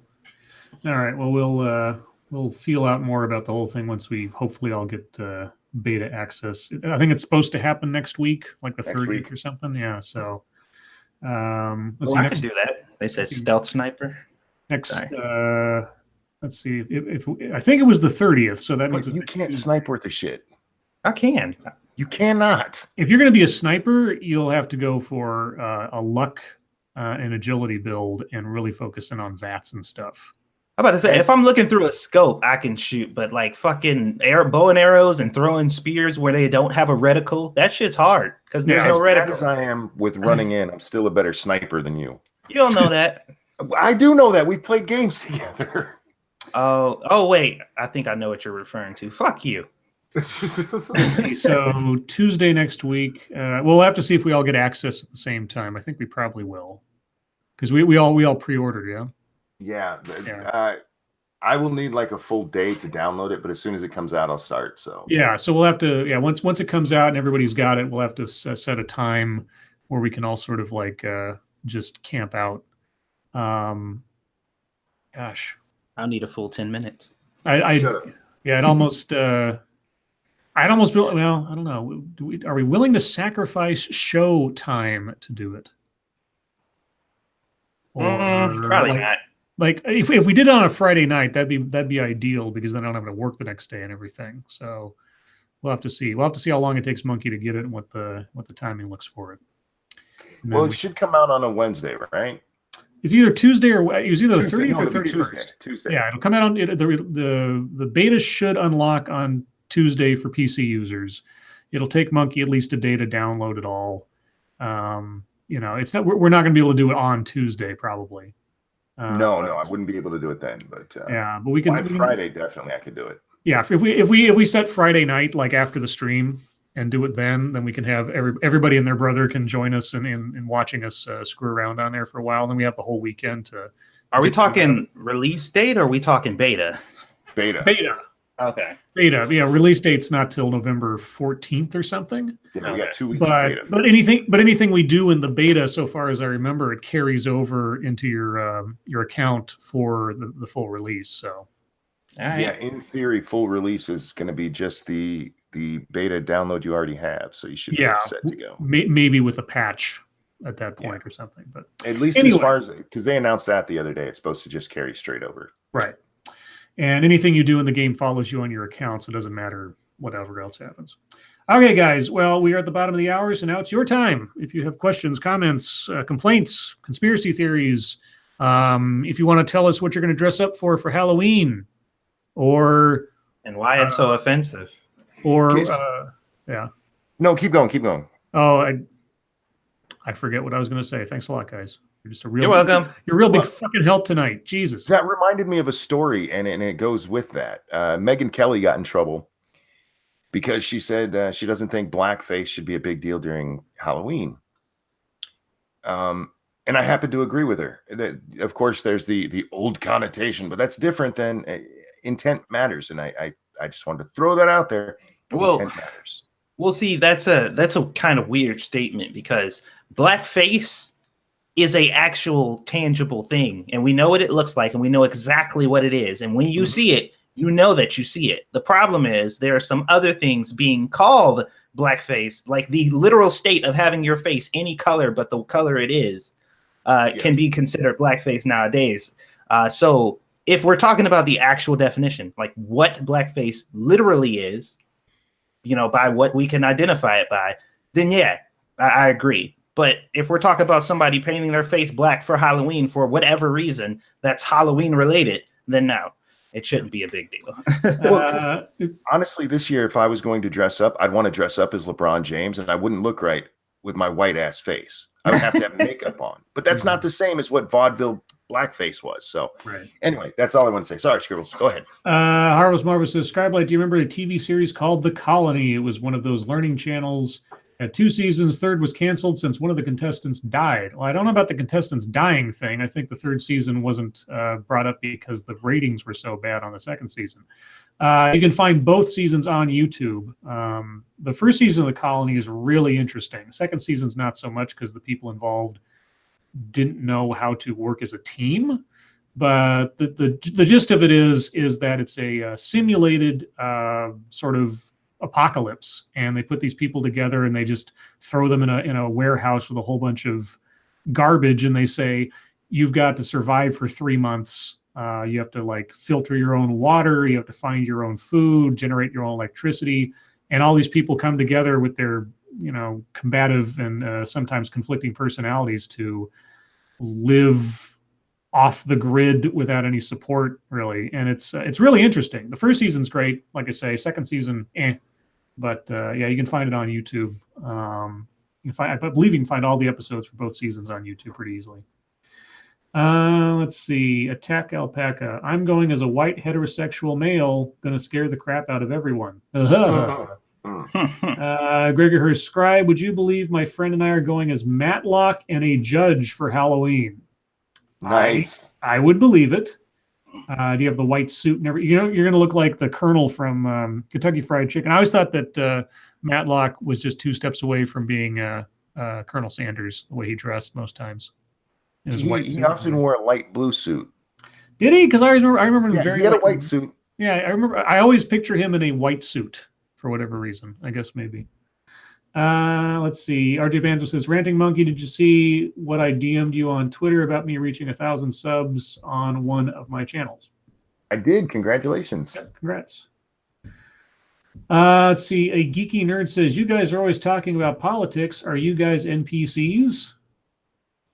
No. No.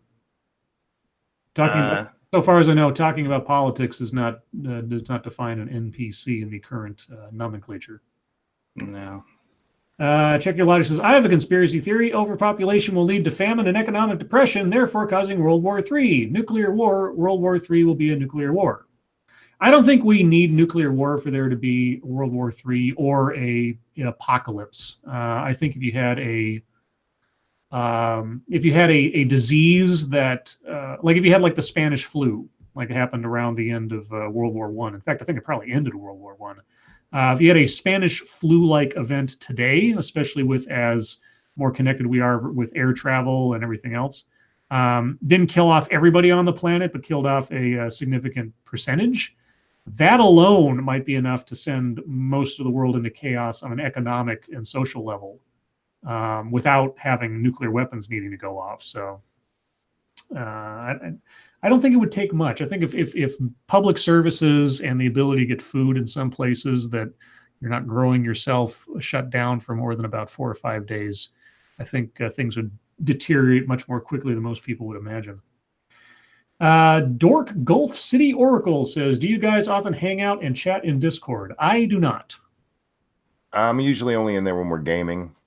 Yeah, I usually peek in to see what's going on, but I don't usually hang out there. No. Yeah, you can find me there on Fridays and Sundays during our game streams. Gregor here says, RPG setting you'd like to see that hasn't been done yet. I would be amazed if there's a setting that you're talking about like computer RPGs, same difference. I don't know if there's an setting that hasn't been done yet. Right.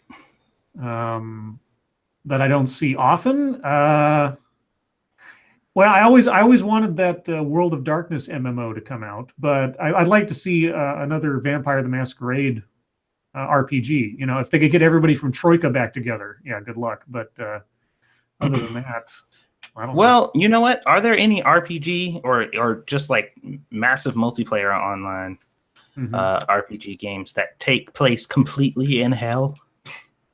Like 100% in hell? Yeah. I don't know. I mean, maybe in an abstract way.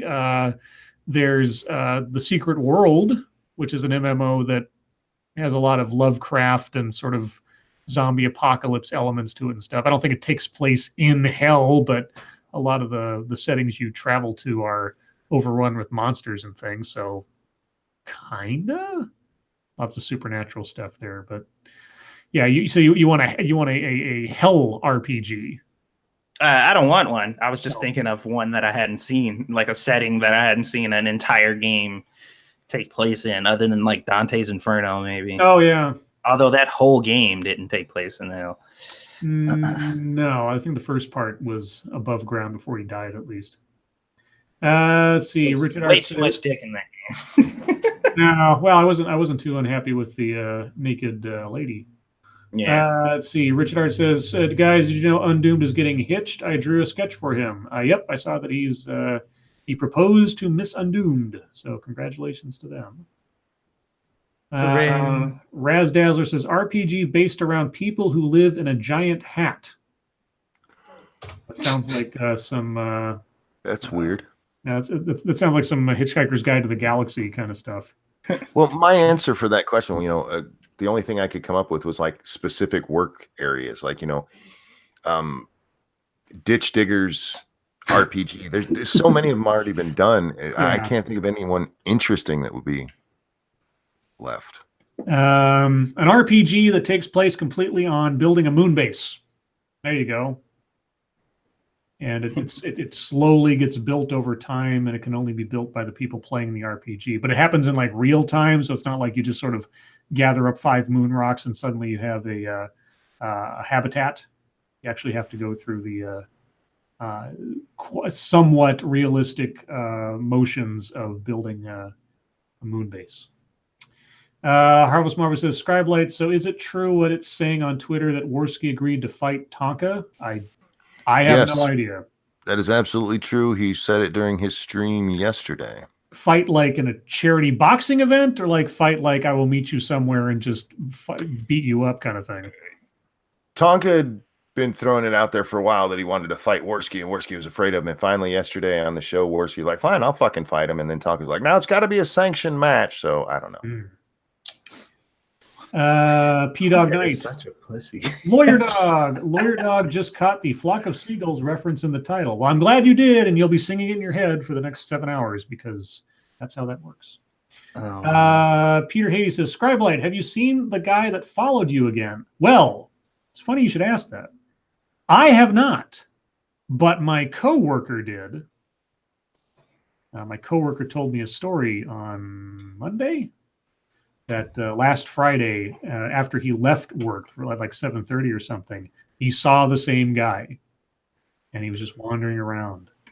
And there's a little more to the story, but nothing significant. So after he told me this, I'm kind of like, there's nothing around this area at that time of night or at the time of night that I was walking around, except for like the shopping center area or the mall area or whatever, because that's the only place where, you know, there's some activity early in the morning with the early shifts of people, and in the evening with restaurants and things. So, and you know, and my boss is getting a little bit paranoid about it, thinking that we were being targeted or something, because this is the second time somebody's been cited. So, just on a lark, I called the security for the shopping center nearby, and I said, "Hey, if I describe a guy to you that we've seen wandering around here, maybe you can tell me if this is a known quantity to you." He's like, "Okay," and I described to him. He's like, "Oh yeah, we see that guy around here all the time. He's some kind of weirdo. He's never really done anything, but yeah, we see him wandering around here." Because I figured it doesn't make any sense that this random guy is just following us or like looking out for people that work for my company or something. It doesn't make any sense. So I passed it on to my boss, and so we're still, you know, being concerned on the off chance he's going to do something creepy or he's actually taking a liking to this part of town or whatever. But yeah, that's the latest on creepy guy. I will let you guys know within reason if anything else happens. But I think he's just, I think he's a guy that's got a couple knives short of a drawer and is just kind of wandering around down there. Thank you, Three-Sided Coin. Oh, I wasn't able to tell you about this past week how I came back from a $300 million investor pullout. Oh yeah, that's right. Let's see. So check this out. And thanks to Eric for helping me out. Yes, Monkey, I was super chatting you on his profile yesterday. But basically, I came in Monday and had to have a meeting with the bosses. Oh, shit. On the machine, it just so happens to be this client I spoke to 5 months ago. He didn't seem that interested. I never followed up with him because I wrote him off. So I sit down and call him. He answers, and I can't speak details, but the short of it, him and 3 of his buddies are in bottom line. That's $125 million per client into the firm. So fucking sweet. Talk about a lucky break. Well, hey, congratulations. Congrats, dude. Damn, way to come back. Luck. Yeah, you saved the day. Wow, that's very good. That kind of makes up for all the harm. I suppose that'll be a good point of leverage for any complaints they have about what happened with the other guy. Peter Hades says, probably just some homeless weirdo. Thanks for the play. Yeah, I have a feeling that he's just, a transient guy wandering around. I don't know anything else about it, but we'll see. Check Your Logic says we're almost at 100 likes. Hit that like button, guys. Show us some love. Yeah, 156 people watching, 95 likes. You guys can Show me some love, baby. Whoa. Show me some love. Can I read an article real fast? I don't know. I'm not actually even going to read the article. I just want to read the bullet points. I'm not sure you can read, but go ahead. Fuck you. This just came through my Twitter. So the 8 most common sex injuries. Oh boy. It also has how to treat them. So in case you have them, I am going to throw the article in the sidebar here so you can treat one these. Broken dick. It is indeed. Let's go. Number 1 is vaginal tears. Yeah. Number 2 is fractured penis. Yeah. Number 3 is carpet burn. Yeah. Okay. Number 4 is missing foreign objects inside the vagina. Okay. Number 5 is back injuries. Sure. Number 6 is a pulled muscle. Number 7 is food irritation. Sure, like I use whipped cream or something, and somebody has a allergic or something. reaction. Yeah, they said things get. Sometimes people actually heat stuff up. Yeah. Oops. Yep. And number 8, urinary tract infection. So look out for those guys when you're having sex. Be careful out there. Back injury. The number 10 is a face full of mace. Let's see. Other questions, guys. BG says, stop stalking me, Satsu. What? Nothing.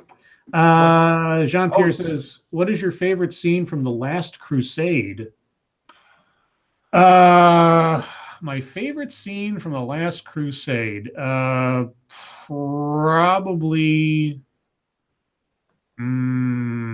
I don't know. It's probably somewhere in like the last portion of the movie where he's got to go through all the traps and the tests. When he picks the cup. Yeah, when he picks the cup is really good. Yeah, that's pretty good. And when he heals Dad, yeah. What else? Sex casserole. Just a random set of words from Furry Kitten. Real quick, while we have a second here, congratulations to BG. He won the 7 Days to Die last Saturday. Yay. We are giving away another copy of 7 Days to Die this coming Saturday, so make sure you check us out on 2 Cents Plus, guys. Where are you guys getting these copies?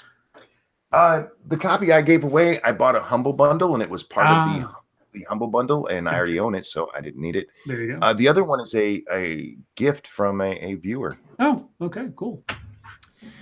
What else? Let's see. Jean-Pierre says, mine is the tank chasing scene. That's good. Ebony Williams asks, Scribe, what's your favorite sandwich? Ice cream sandwich. RJ Banson, Ranting Monkey, is it me or am I lucky to have y'all in my family? Of course you are. Yes, are we like a mob family where you don't have to actually be related? Indeed. Right. Nah, we like a hood family where you don't actually have to be related. Oh, okay. You're my cousin? Yeah, that's my cousin. Like, ain't don't share not a fucking ounce of blood. We used to joke about this when we lived in Norfolk because every black guy I knew, if you mentioned somebody else, that's my cousin. Mm-hmm. I think they are all cousins down there. Have you seen all 4 Indiana Jones movies? No. There's only 3. There's only 3. Yeah, there's no such thing as an Indiana Jones 4. Let's see. The only Indiana Jones 4 that there is the computer game Fate of Atlantis, because that effectively should have been the 4th Indiana Jones plot because it was a great game. Even today, if you can find a copy, shouldn't be too tough. You can get it off of GOG. It's on Steam. Is it on Steam too? Yeah. Fate of Atlantis. Obviously a little antiquated and stuff, but overall you play the version where you're having to solve problems and things and solve the puzzles. It's still entertaining, especially if you're an Indiana Jones fan. Let's see.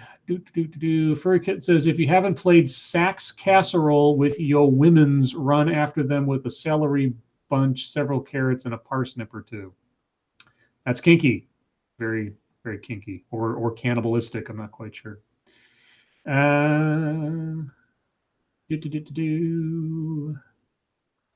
Carvus Marvel says, so by 2022, the Titanic 2 is supposed to sail.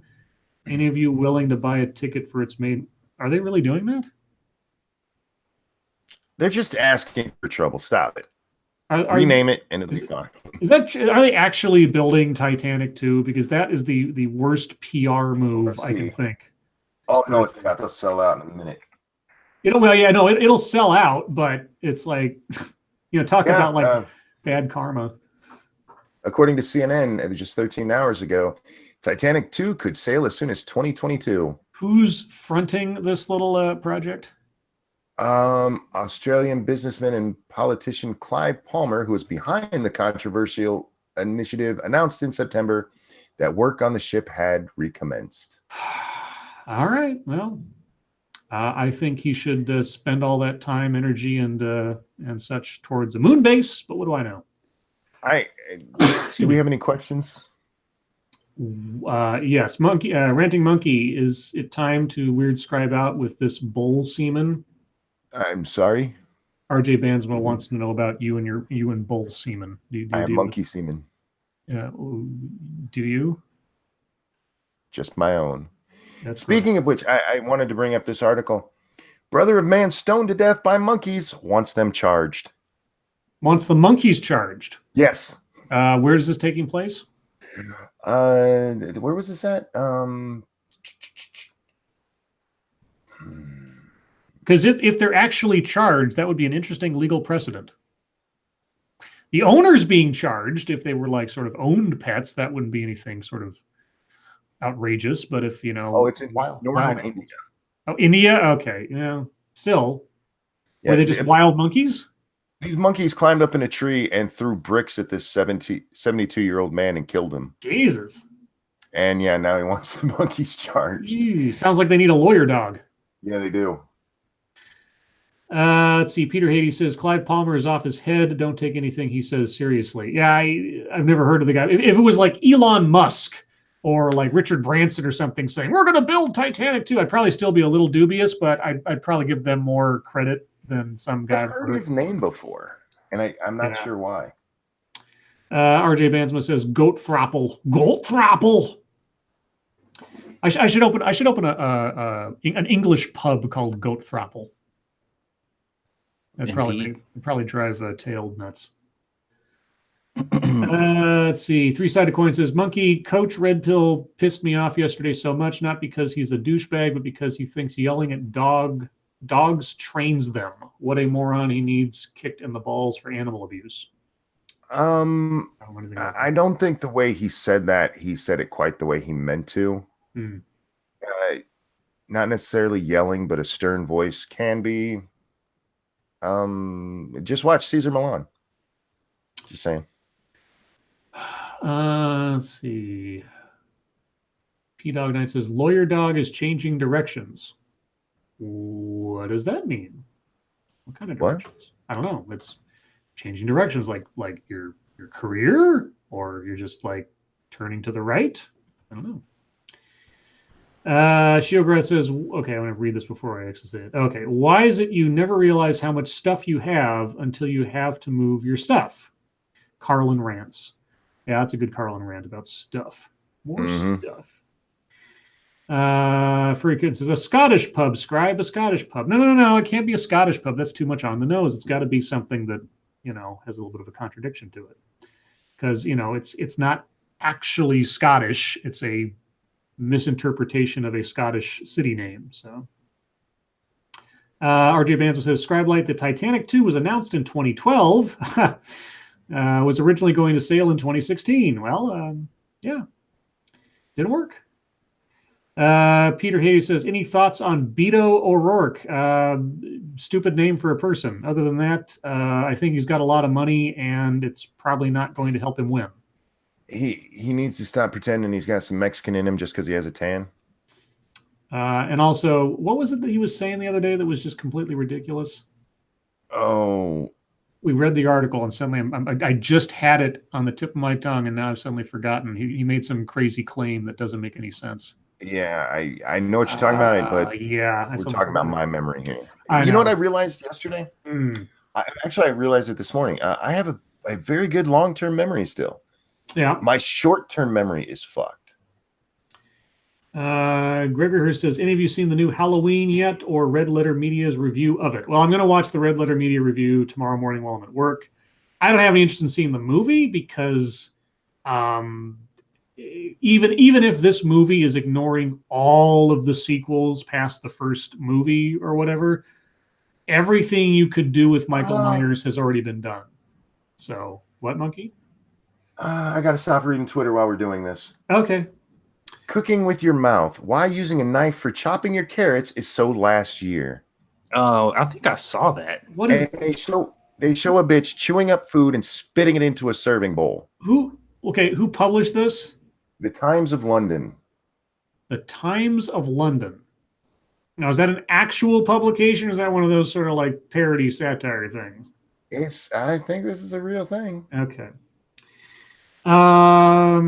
Let's see. The Goat Thrapple is open. Yeah, so I think Goat Thrapple is going to have to be the British style pub that is placed in Crater Valley on the moon next to Sir Adamantine's House of Celestial Sins and such. Let's see. Cryptic says Robert O'Bork said his mother was a lifetime Democrat, but his mother voted Democrat for 14 election cycles. Lying piece of crap. Robert O'Bork. Did you? That's Beto O'Rourke. His real name is Robert Francis O'Rourke. Why would he chose to call himself Beto? Apparently, that's a childhood nickname. Oh, so like Scooter Libby. You were named after Robert Kennedy, and they called you Beto. Kissed Beto. my ass. No, thank you, Cryptic. Lifetime Republican. Yeah. Aha.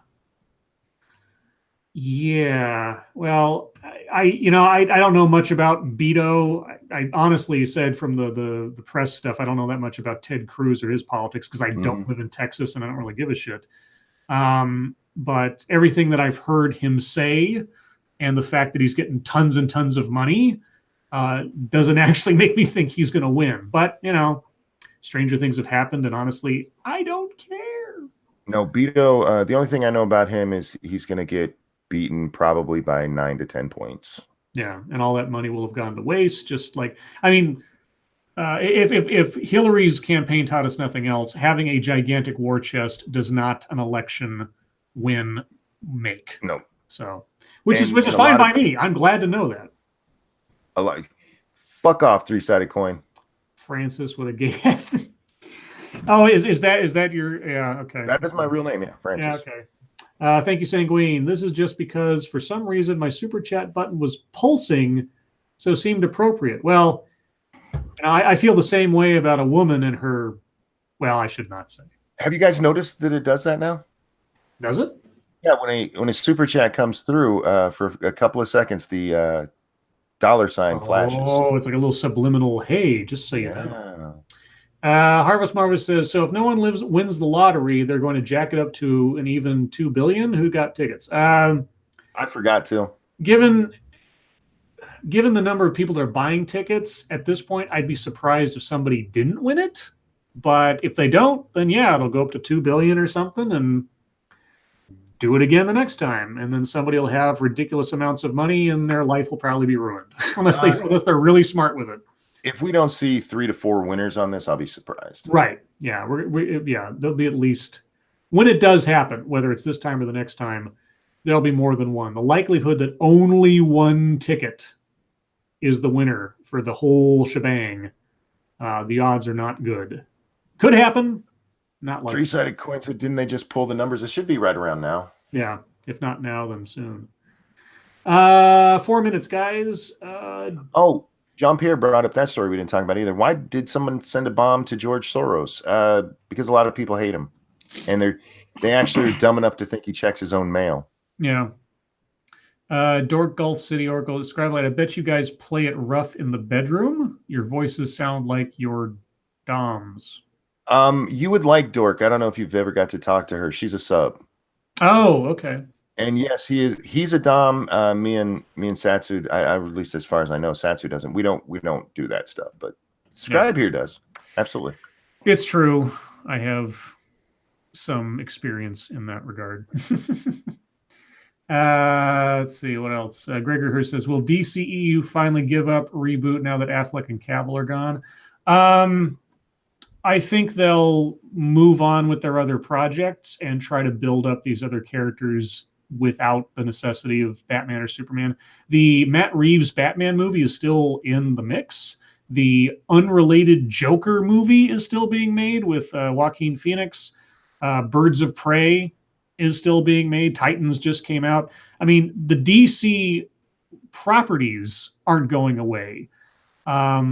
The notion that they're going to stretch out and cleanly do continuity with what they've established with the Superman and Batman stuff previously, I think they're just going to sort of shrug off and not pay attention to. So, yeah, I mean, the DCEU will continue.